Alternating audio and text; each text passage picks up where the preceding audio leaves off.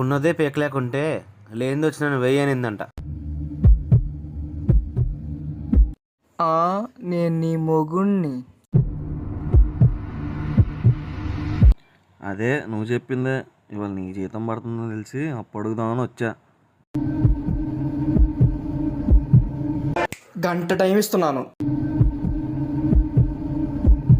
ఒకసారి వేయించుకున్నోడి దగ్గరికి వెళ్ళి ఇంకోసారి వేయమంటే ఏం వేస్తాడు?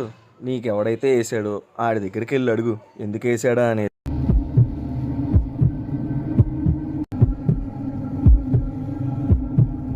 అయితే వచ్చేద్దు రారా.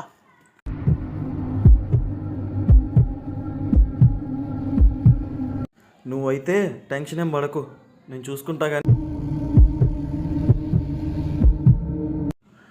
అమ్మయ్యా